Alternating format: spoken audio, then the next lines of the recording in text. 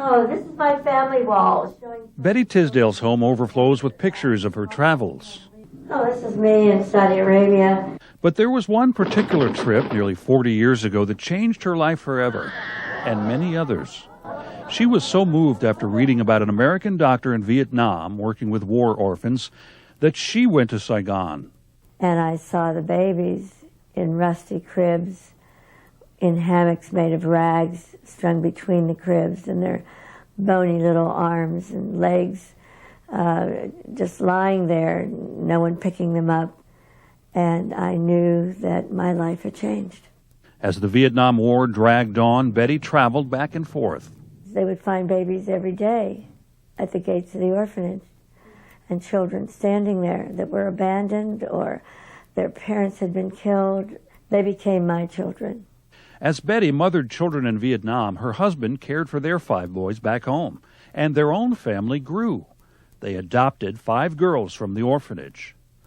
Betty was back in America when Saigon began to fall. People were desperate to get out, and Betty was desperate to get in.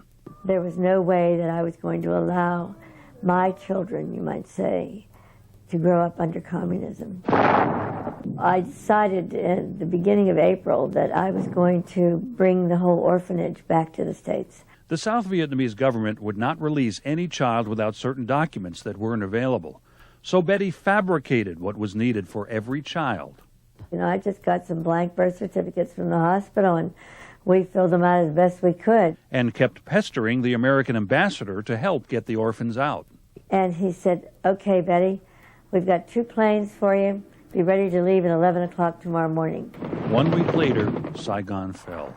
But 219 children were safely in the U.S., with American families waiting to adopt them. The children grew up and reunited from around the country to honor the woman who gave them a future. And what better person than a woman who probably saved me from certain destitution, prostitution, or even death? They thanked Betty for giving them a chance at a life filled with ballet lessons, Disneyland, families of their own.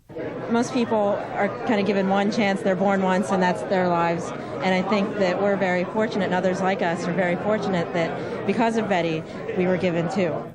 With grandkids on her lap now and laughter in her kitchen.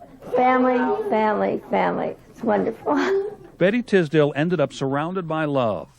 More than 200 people have stayed in her life because when they most needed someone to change the world, she did.